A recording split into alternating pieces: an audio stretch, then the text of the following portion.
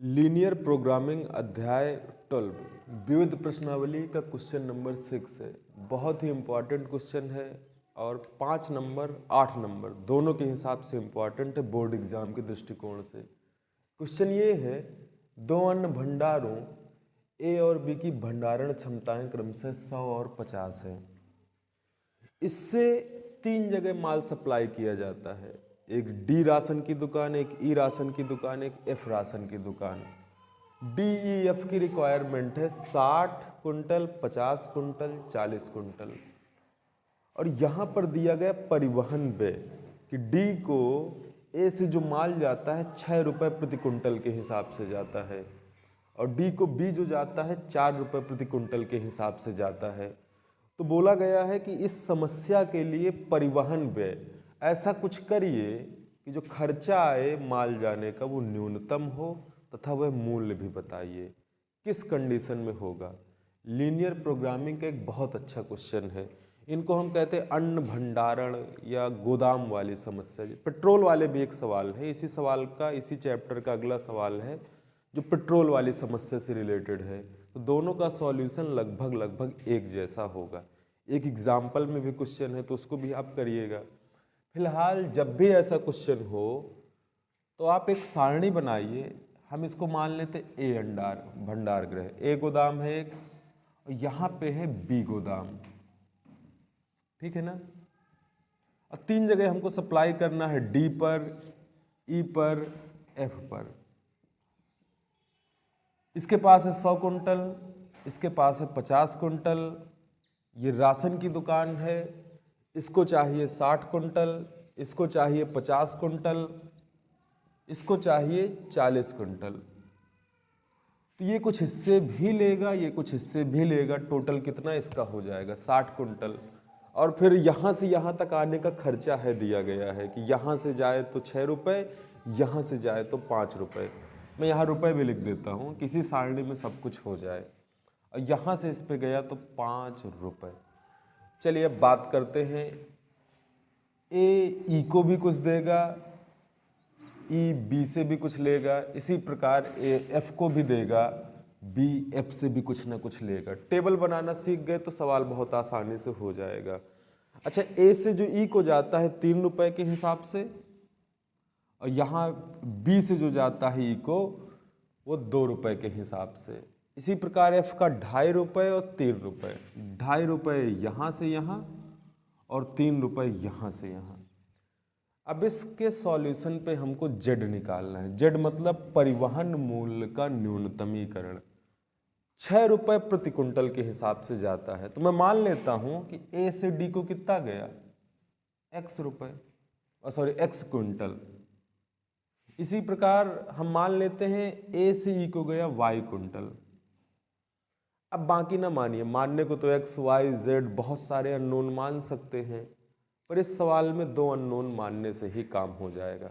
भाई इससे इसको हमने माना एक्स कुंटल गया, इससे इसको गया वाई कुंटल गया, तो एफ के पास कितना गया होगा? गुड। देखिए टोटल इसके पास 100 कुंटल ही है, तो कुछ इसको दे दिया, कुछ इसको दे दिया, जो बाकी बचा किसको देगा? इसको देगा। और पूरा का पूरा जाना है क्योंकि 150 इनके पास है, 60, 50, 40, 150 ही जाना है। तो कुछ इसने इसको दिया, मान लिया एक्स कुंटल दिया, इसको वाई कुंटल दिया, शेष कितना बचा? 100 माइनस एक्स माइनस वाई। ये इससे इसके पास चला जाएगा। इसी प्रकार अब आगे डिस्कस करते हैं। डी को कितना चाहिए? 60 कुंटल, ठीक है ना। इससे इसको कितना मिल गया? X quintal. तो इसको भी चाहिए कितना? 60 minus x. Good. 60 minus x क्यों चाहिए? टोटल 60 चाहिए ना, एक्स यहां से मिल गया तो शेष बचा। ज्यादा अननोन ना माने। इसी प्रकार ई के लिए अगर डिस्कस करें, इसको वाई कुंटल यहां से मिल गया, बी से ई को कितना गया होगा? क्या आप बताएंगे? 50 माइनस वाई। अरे भाई ई को टोटल 50 चाहिए, वाई कुंटल यहां से मिल गया, शेष बचा, इससे तो जाएगा। तो 50 में से कितना इसको यहां से चाहिए? ऐसे समझे कि 30 कुंटल यहाँ से ले लिया तो 20 कुंटल यहाँ से ले लेगा, कुल मिला के ऐसा कुछ है। 50 माइनस वाई। इसी प्रकार अब डिस्कस करते हैं एफ के लिए। f को टोटल चाहिए 40, a से इसने कितना ले लिया 100 माइनस एक्स माइनस वाई, तो कितना बचा 40 में से घटा दे भाई, x यहां से चला गया तो 60 माइनस एक्स, y यहां से चल गया तो 50 minus Y, 40 minus 100 minus X minus Y. और जब इसको घटा के लिखेंगे तो कितना आ जाएगा बच्चों, माइनस का 60 प्लस का x प्लस का y, तो ये हो गया x प्लस वाई माइनस 60। इतना b से f को जो भी अन्य जाना था वो गया। ये रही पूरी समस्या और ये हमने एक टेबल बना ली। अब सवाल में कुछ भी नहीं बचा है।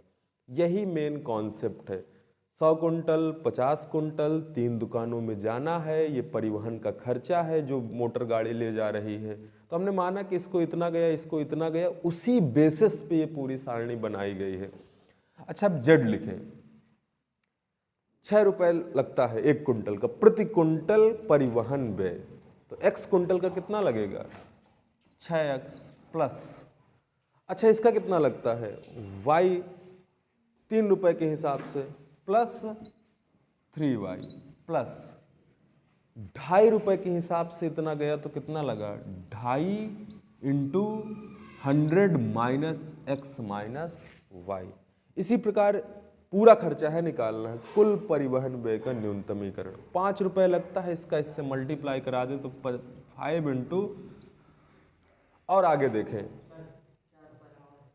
कहां पर भैया,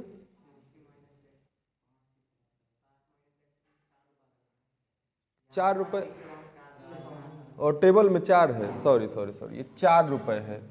सारणी में अगर देखें तो बी से डी को जाने में 4 रुपए लगता है, तो यहाँ पे क्या लिख दें 4 इंटू 60 माइनस एक्स। इसी प्रकार 2 रुपए लगता है बी से ई को, तो 2 इंटू 50 माइनस वाई। और आगे बात करें तो 3 रुपए के हिसाब से plus 3 into X plus Y minus 60। इतना टोटल खर्चा लगेगा।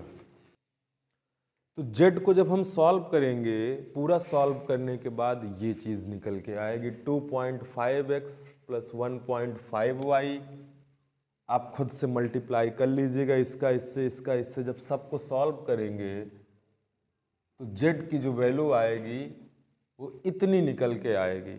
अब इसी सवाल को और आगे बढ़ाना है, जेड निकालना है लेकिन एक्स वाई की वैल्यू चाहिए।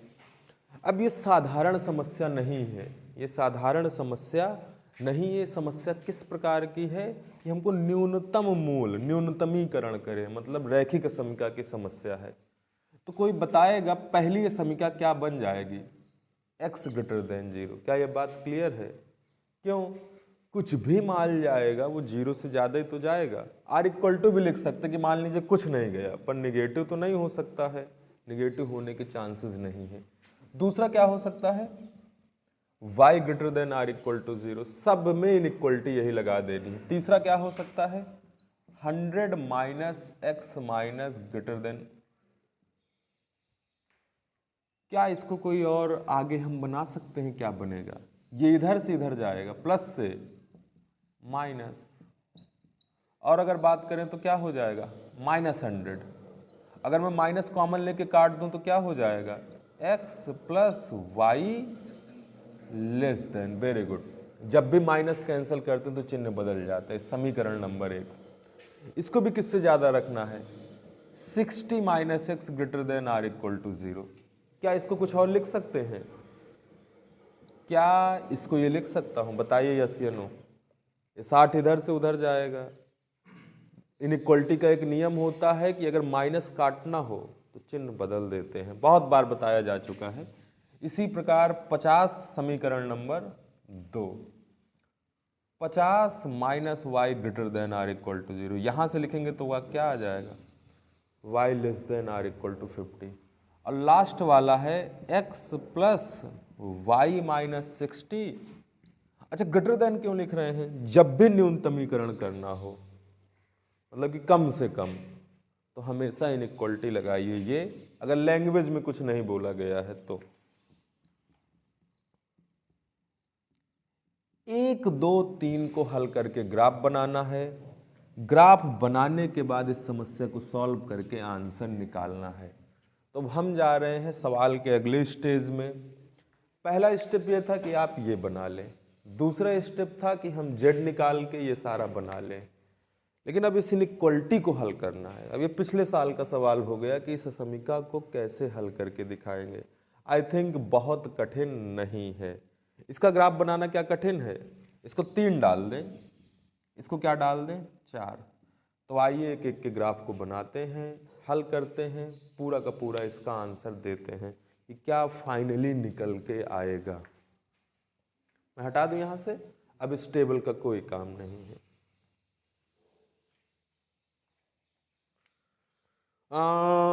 हाँ, यहां से स्टार्ट करिए।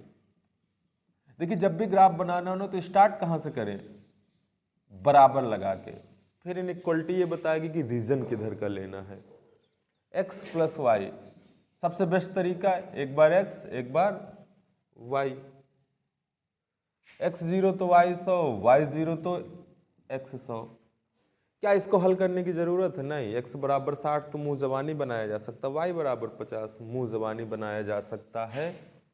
अब किसको हल कर लें? चौथे वाले को। अरे यार, x बराबर 60 y h के समांतर, y बराबर 50 x h के समांतर। यहाँ थोड़ा सा 60 होगा, माइनस इधर से उधर जाएगा। x plus Y is equal to 60। एक बार क्या रखे? x 0 y 0। x 0 होगा तो y 60, y 0 होगा तो x 60। लेकिन अभी भी खेल खत्म नहीं हुआ। अभी किसको किसको हल करेंगे? 1 2 को। फिर किसको हल करेंगे? 2 3 को। फिर किसको? 3 4 को। फिर किसको? 4 1 को। कि परस्पर एक दूसरे को काटते कहाँ हैं ये भी तो पता चले, और उसके बिना भी काम हो जाएगा, क्योंकि हल करना बहुत ही ज़्यादा आसान है। समीकरण 1 और 2 को हल करने पर बच्चों क्या मान आ जाएगा? x की जगह 60 है, उठा के रख देना है, 60 40। डायरेक्ट लिखता जाऊं, समीकरण 1 और 2 को हल करने पे मतलब x 60 है तो y कितना होगा? 40। 2 और 3 को हल करने पर 2 and 3 सॉल्विंग इक्वेशन 2 and 3। कुछ हल करने की जरूरत है? क्यों नहीं? अरे साफ साफ पता है, x 60 है तो y कितना है? 50 है। फिर किसको हल करने पर?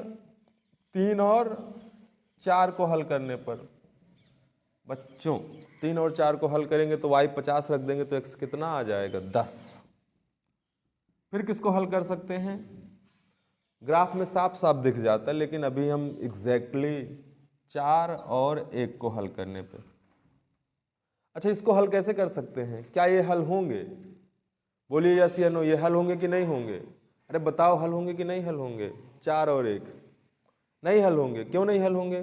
Because the lines are parallel, रेखाएं समांतर हैं। कंडीशन कौन सी लग रही है? a1 बटे a2 बराबर b1 बटे, मतलब ये दोनों रेखाएं कहीं नहीं काटेंगी, दोनों रेखाएं परस्पर क्या आएंगी? समांतर आएंगी। जब हम ग्राफ में एग्जैक्टली बनाएंगे तो हमको दिखेगा, जब हम बनाएंगे तो हमको दिखेगा। आइए चलिए इस समस्या का आप क्या बनाते हैं? ग्राफ बनाते हैं। इधर की भी लाइनें हटा दूं, इधर का ना हटा दूं, मैं आपसे पूछता जाऊंगा, क्योंकि ग्राफ नीचे ही बनाता हूं। इससे इनइक्वालिटी देखनी पड़ेगी ना, ग्रेटर देन कि लेस देन। तो ये पॉइंट आप मुझको बताते जाइएगा कि ये यहाँ पे काटा, ये यहाँ पे काटा, यहाँ पे, वो साफ साफ दिखेगा भी। तो इस लाइन को मैं हटा देता हूँ। ये हल करना आप लोग का काम है, या ग्राफ में एग्जैक्टली दिखेगा। ये बनाया बच्चों एक्स अक्ष, ये बनाया हमने वाई अक्ष। अच्छा ये बताइए, मोटा मोटा देखें तो एक्स में कहाँ तक जाना अधिकतम? 100 तक। वाई में कहाँ तक जाना है? 100 तक। तो हम एक कॉलम को कितना कितना ले लें? 10 20 30 40 50 60 70 80 90 100। देखिए आपको ग्राफ पेपर में मिलेगा बोर्ड एग्जाम में, इसलिए पूरा का पूरा 8 नंबर का क्वेश्चन बनता है। टाइम मिलेगा, ऐसा भी नहीं कि तुरंत हो जाए, टाइम टेकिंग सवाल होगा। और अगर आपकी स्पीड है तो तुरंत हो जाएगा, 10 मिनट 15 मिनट में वीडियो में हो जाएगा। तो आप जब खुद से करेंगे तो 10 मिनट, बहुत खींच के 10 मिनट, ये 7 मिनट। इससे स्टार्ट करें, x0 y100 कहाँ पे होगा? 10-10 का ही बनाया ना, 10, 20, 30, 40, 50, 60, 70, 80, 90, 100, 100,0 x100 y0। इसको बेटा इससे मिला दे।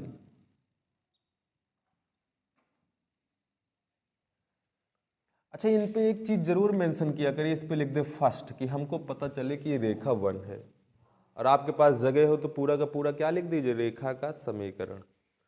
दूसरे वाले पे डिस्कस करें, x greater than or equal to 60। x 60 कहाँ पे होगा? 10, 20, 30, 40, 50, 60। वाई अक्ष के समांतर x हमेशा 60, यहां भी 60, ऊपर भी जाएं 60, y कुछ भी हो सकता है, x इस लाइन में हमेशा क्या रहेगा? 60। y बराबर 50, 50 कहाँ पे होगा? 10, 20, 30, 40, 50। क्या ये बात सही लिखी है? सही लिखी होगी, अभी तक तो सब सही लग रहा है। अच्छा, एक ये बची, इसका अगर बनाना है तो इसके लिए हमने टेबल बनाई 0, 60, 60, 0। 0, 60 कहाँ होगा? 1, 10, 20, 30, ये 0, 60 है। और ये कौन सा पॉइंट है? पॉइंट लिख लेना चाहिए, 60,0 है बच्चों। ये कौन सा पॉइंट है? 100,0। ये कौन सा है? 0,100। ये कौन सा है? 50। ये कौन सी लाइन है खींची गई थी? y बराबर 50, 50,0। और आखिरी वाले पे आते हैं 0,50, 0,50। चलिए चलिए चलिए, लास्ट वाले पे आते हैं बेटा 0, 60, 60, 0। तो ये 60, 0 हो गया, और ये 0, 60 होगा कि नहीं होगा? और इसको मिला दें, जब हम बनाएंगे ना तो ये दोनों कैसी बनेंगे? समांतर। हमारे चित्र में भी एग्जैक्ट क्यों ऐसा दिख रहा है? क्योंकि हमने पॉइंट एकदम उस तरीके से लिए, 10-10 का डिफरेंस हाँ लग रहा है कि पास पास एग्जैक्टली दोनों रेखाएं परस्पर समांतर होंगी, कहीं पर नहीं काटेंगी। आइए प्रतिच्छेदन पॉइंट बाद में लिखेंगे, पहले क्या लिख देते हैं? रीजन। बच्चों आप देखेंगे रीजन कौन सा है जिस रीजन पे इस समस्या का न्यूनतमीकरण या अधिकतमीकरण करना है। ये बताइए, इस लाइन के नीचे का हिस्सा लेना है कि ऊपर का हिस्सा लेना है?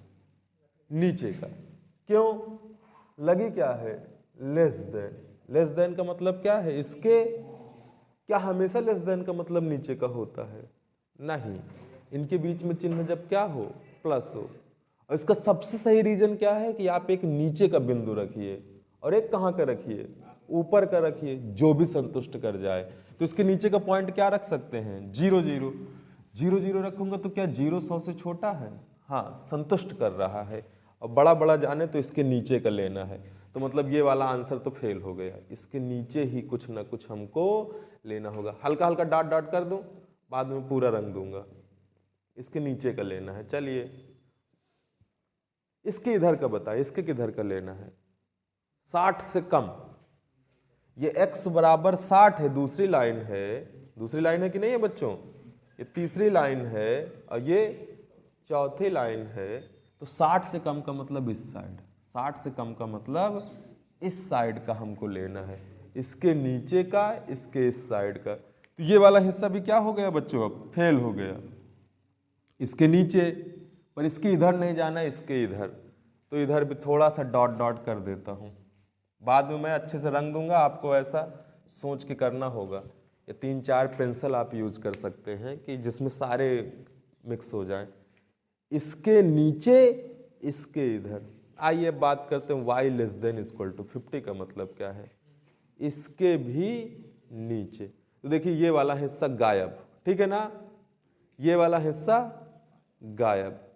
इसके नीचे, इसके नीचे, इसके नीचे। तो अब इतने में से ही कोई ना कोई आंसर होगा। अब कौन डिसाइड करेगा? लास्ट लाइन कौन सी बची? ये वाली बची। इसके नीचे, इसके नीचे, इसके नीचे। तो ये सब आ सकता है, एक चतुर्भुज टाइप का बन रहा है। अच्छा, इसमें इसके ऊपर का लेना है कि नीचे का लेना है? इस लाइन के ऊपर का। क्यों? ग्रेटर देन लगा है। अब बीच में चिन्ह कैसा है? प्लस का है। तो फाइनली अगर मैं रंग दूं तो कौन सा हिस्सा आ गया? ये।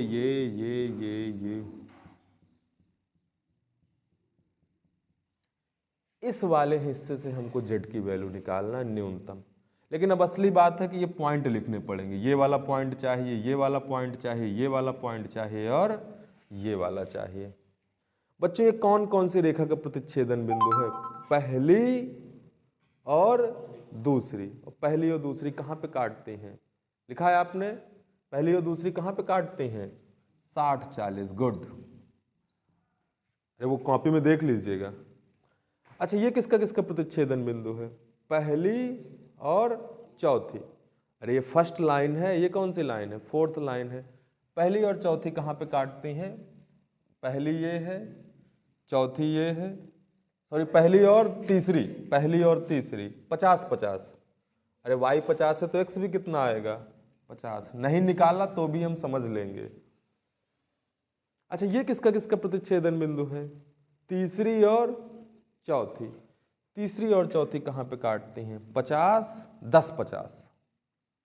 x y 50 है तो x कितना आएगा? 10। कॉपी में ऑलरेडी लिखा हुआ है, लास्ट वाला पॉइंट तो लिखा ही लिखा है। अब क्या निकाल लेंगे? एक फिर से फाइनल टेबल बनाएंगे, उस पर क्या लिखेंगे? सुसंगत क्षेत्र के शीर्ष जेड मैक्सिमम है कि मिनिमम है। सुसंगत क्षेत्र के शीर्ष जेड मैक्सिमम है कि मिनिमम है। आइए तो यहां पे लास्ट लिखते हैं सुसंगत क्षेत्र के शीर्ष। पूरा का पूरा बोर्ड में कैसा करना, मैंने एक एक लाइन लिखी है, एक एक लाइन एक्सप्लेन की है।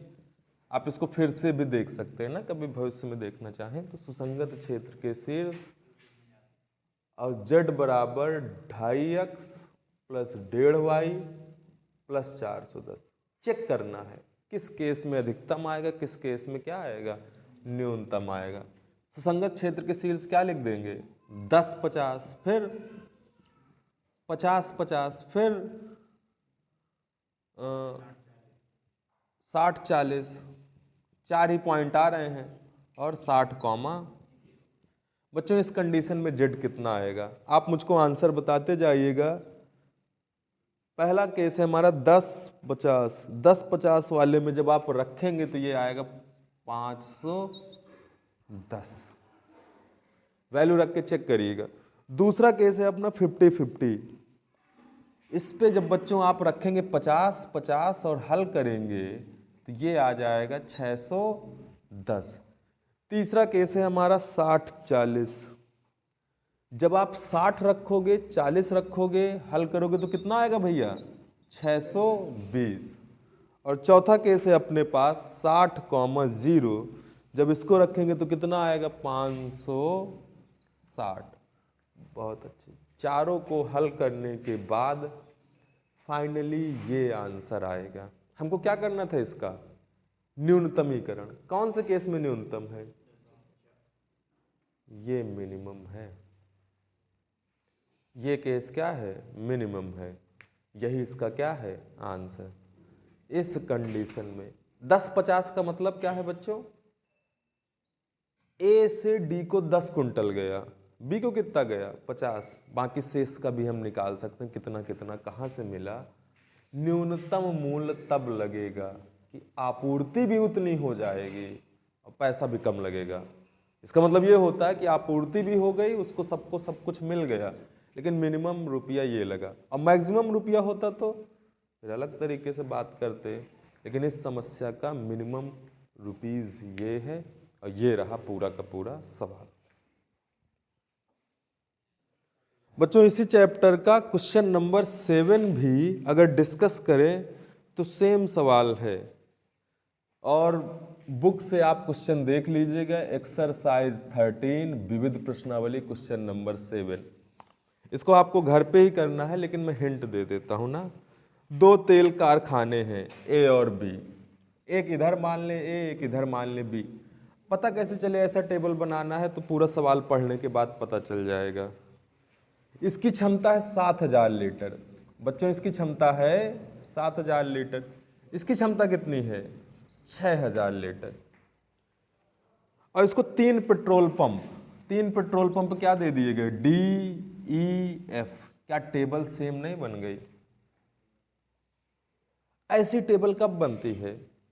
जब कहीं पर कोई भंडार गृह हो और उससे सप्लाई करना हो, 3 जगह 4 जगह कुछ भी हो सकता है, तो तरीका कुछ ये है। और आपके सिलेबस में 3 नहीं आएंगे, नहीं तो एक और अननोन जेड मानना पड़ता और फिर 3D में डायमेंशन वो बनता। एक है फिर 4500 लीटर। डी को चाहिए बच्चों 4500 लीटर, इसको चाहिए 3000 लीटर और इसको चाहिए 350 लीटर। क्या सेम सवाल नहीं बन गया? उसमें कुंटल था, इसमें क्या था? लीटर था। अब गेहूं थोड़े कुंटल में भेजोगे पेट्रोल ना, तो लीटर में ही हम सेंड करेंगे। बोल रहा ये खर्चा दिया गया है कि इतने से इतने को जाने में इतने रुपया और इतना सारणी के अनुसार दिया गया है।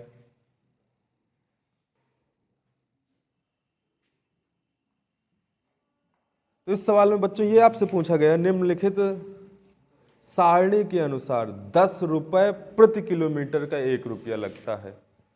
10 रुपए किलोमीटर का कितना लगता है? 1 रुपया लगता है। तो परिवहन व्यय का न्यूनतमीकरण कीजिए। चलिए पूरी टेबल बनाते हैं, लास्ट में डिस्कस करेंगे। मान लीजिए यहां से कितना गया है? x litre. यहां से कितना गया? y litre. जल्दी जल्दी कर दूं, इससे कितना जाएगा? 7000 माइनस x माइनस वाई। अरे x इसको गया, y इसको गया, सेम पिछला सवाल है। अच्छा b से इसको कितना जाएगा? कितना जाएगा बताइए? अरे x लीटर यहां से मिल गया तो शेष कहां से मिलेगा? 4500 माइनस x। अच्छा इससे इसको कितना मिल गया? y। टोटल चाहिए कितना? 3000। बचा कितना? 3000 माइनस इसको कितना चाहिए? 350 लीटर। इतना इससे मिल गया, शेष कहां से मिलेगा? तो क्या करेंगे? 3500 माइनस, और जब इसको हल करोगे तो बेटा कितना आ जाएगा? x plus Y minus 3500। वो हल करने समझ गए ना? 3500 चाहिए, इतना मिल गया, इससे इसको घटाएंगे तो ये वैल्यू आएगी। अब लेकिन सारणी कुछ स्पेशली अगर सारणी बनाए तो इसमें लास्ट की लाइन बड़ी इंपॉर्टेंट है। ये डी है, ये ई है, ये एफ है। किताब में आपको देखना है, ये क्वेश्चन हम जल्दबाजी में कर रहे हैं, पिछले क्वेश्चन को डिटेल में किया है। सारणी भी आपको घर में बनानी, हल भी खुद करना है। जेड लिखने से पहले कुछ हिंट दिया गया है। ये किलोमीटर है दिया गया है। डी से ए की दूरी कितनी है? 7 किलोमीटर। डी से बी की दूरी कितनी है? 3 किलोमीटर। अब सवाल में ये दिया गया 10 रुपए प्रति किलोमीटर, 10 लीटर प्रति किलोमीटर 1 रुपए। 10 लीटर प्रति किलोमीटर 1 रुपए। इसका कोई मतलब बताएगा अगर मूल्य बताना है? 10 लीटर का ना 1 किलोमीटर का कितना लगता है? 1 रुपए। सिंपल सा हो जाएगा, लेकिन समझिएगा 10 लीटर का 1 किलोमीटर का 1 रुपए लगता है, तो 10 लीटर का इतना लगता है, तो x लीटर का कितना लगेगा? तुरंत बताएंगे। 10 लीटर का 1 रुपए, 1 किलोमीटर का भी 1 रुपए, तो 1 लीटर का बच्चों 1/10। x लीटर का कितना? x बटे 1 किलोमीटर का, लेकिन 7 किलोमीटर है तो क्या हो जाएगा? 7x/10। ये लाइन है बस। तो जेड क्या लिख देंगे यहाँ पे? अरे 7 किलोमीटर है ना, यहाँ पे 7 किलोमीटर। ये कितना है बच्चों? डी से बी कितना है? 3 किलोमीटर। ई से 6 किलोमीटर, बी से ई 4 किलोमीटर, और इससे कितना है? 3 किलोमीटर। इससे कितना है? 2 किलोमीटर। अल्टीमेटली ये लिखना है, x इंटू 7 नहीं कर देना, x इंटू 7 नहीं कर देना। 1 किलोमीटर का 1 रुपए तो है, लेकिन पेट्रोल कितना होना चाहिए? 10 लीटर होना चाहिए। तो x लीटर तो 7x। और यहाँ पे क्या लिख देंगे? 3